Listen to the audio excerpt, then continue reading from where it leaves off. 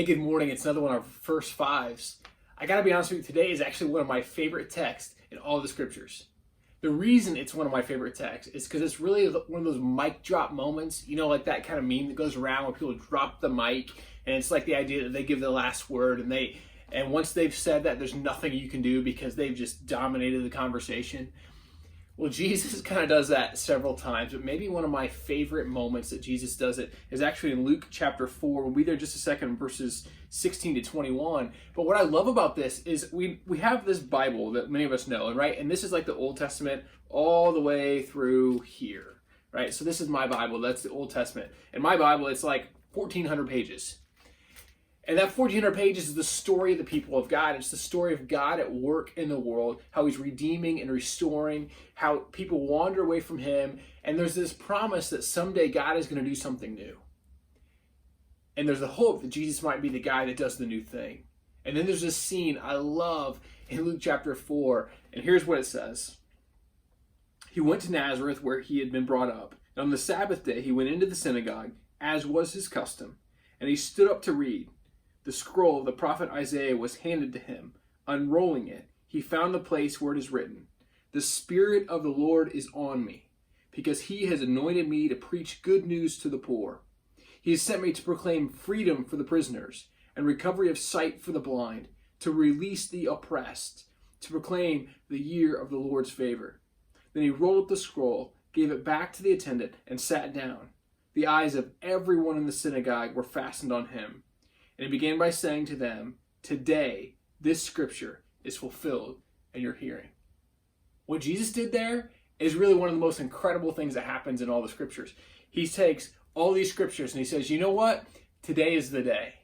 All these, the law and the prophets, I'm fulfilling them all right here, right now, in this moment. He takes what is 1,000 pages of my Bible and he goes, it's fulfilled in me.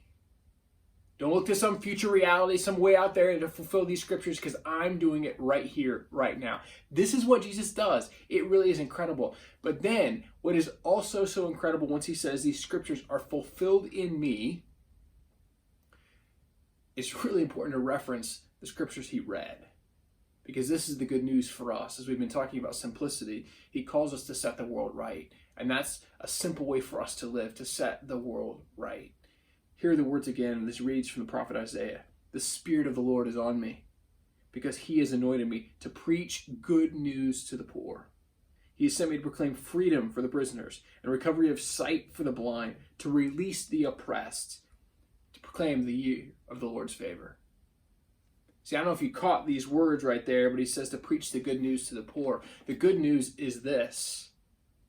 Jesus is saying, here's the good news. I've come. I'm here. I'm fulfilling all these scriptures. All the promises of God are fulfilled in me. And what's it mean for you? It's good news because you can be free. You don't have to be in bondage anymore. Whatever has oppressed you doesn't have to contain you any longer. Whether you have been poor or rich, you don't have to be defined by your money anymore. Whether you've been enslaved physically or enslaved spiritually, I'm setting you free, and this is the year of the Lord's favor. And maybe right here, right now, in the middle of COVID-19 pandemic, maybe you need to know the true freedom that God offers is found in Jesus. And Jesus tells us it's fulfilled in your hearing today. This is who I am. I'm setting the world free. I'm redeeming and I'm restoring. I'm making all the wrongs of this world right. And you and I are invited into this relationship with God, seen in the person of Jesus, that says, all the history of God's people I'm setting right. The story is again and again of people running away and then crying out for help and God redeeming them. And Jesus says, not only am I'm going to continue to redeem you as you cry out when you run away, but I'm tired of you running away. I'm running to you. And so today, may you find that God runs to you and he invites us to run to others to help them be set free. And so may we find that God's love for us changes everything.